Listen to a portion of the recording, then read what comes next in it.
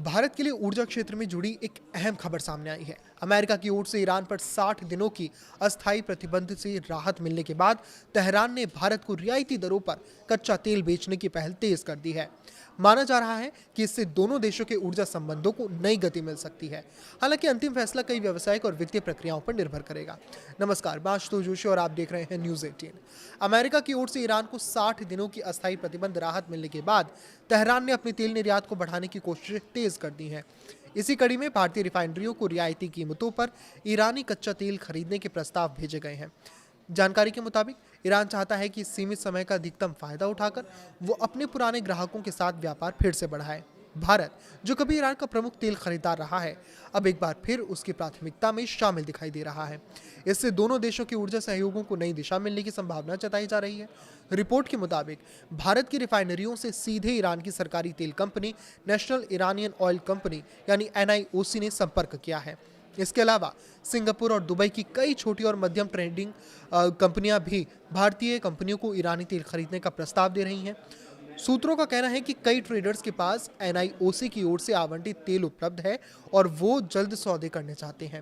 हालांकि भारतीय रिफाइनरियों की प्राथमिकता फिलहाल सीधे NIOC के साथ बातचीत करने की बताई जा रही है। इस दौरान ईरान के पेट्रोलियम मंत्री मोहसिन पाकनेजाद की भारत यात्रा के दौरान कच्चे तेल और LPG की संभावित आपूर्ति पर भी चर्चा हुई। हालांकि ईरान की ओर से प्रस्ताव मिलने के बावजूद भारतीय कंपनियों के लिए तुरंत बड़ी मात्रा में तेल खरीदना आसान नहीं होगा। इसकी वजह यह है कि अधिकांश रिफाइनरियां अगस्त तक की अपनी ज़रूरत के मुताबिक पहले ही दूसरे देशों से आपूर्ति के समझौते कर चुकी हैं। इसके अलावा मध्य पूर्व के अन्य तेल आपूर्तिकर्ता भी चाहते हैं कि भारतीय कंपनी अपने वार्षिक अनुबंधों का पालन करें। ऐसे में ईरानी तेल की खरीद शुरू होने में कुछ समय लग सकता है। एक्सपर्ट्स का मानना है कि भुगतान व्यवस्था और बैंकिंग चैनलों के लेकर स्पष्टता आने के बाद ही बड़े स्तर पर व्यापार संभव होगा। एक समय ऐसा था जब ईरान भारत के सबसे बड़े जो संबंध है वो कच्चा तेल आपूर्तिकर्ताओं में से शामिल था। वित्त वर्ष 2010-11 में ये भारत का दूसरा सबसे बड़ा तेल सप्लायर था, लेकिन अमेरिकी प्रतिबंधों के कारण भारत को धीरे धीरे ईरान से तेल आयात कम करना पड़ा और मई 2019 में ये लगभग पूरी तरह बंद हो गया। इससे पहले सीमित प्रतिबंध राहत मिलने पर भारत ने अप्रैल में ईरानी तेल की 2 खेप खरीदी थी, जिनका भुगतान चीनी युआन में किया गया था। अब नई राहत के बाद दोनों देशों के बीच व्यापार फिर से बढ़ने की संभावनाएं बन रही हैं।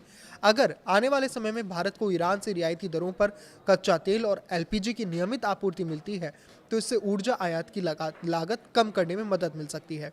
साथ ही भारत के पास तेल खरीदने के लिए विकल्प भी बढ़ेंगे, जिससे ऊर्जा सुरक्षा मजबूत होगी। हालांकि एक्सपर्ट्स का मानना है कि किसी भी बड़े समझौते से पहले भुगतान प्रणाली, बैंकिंग व्यवस्था और अंतर्राष्ट्रीय नियमों को लेकर पूरी स्पष्टता जरूरी होगी। इसीलिए फिलहाल ये एक सकारात्मक शुरुआत मानी जा रही है, लेकिन वास्तविक आयात और बड़े व्यावसायिक समझौतों के लिए आने वाले दिनों में होने वाली सरकारी और कारोबारी फैसलों पर सभी की नजर रहेगी। इस पर आपकी क्या राय है, हमें कमेंट करके जरूर बताएं। लाइक करें, शेयर करें और इसी तरह जुड़े रहें। नमस्कार।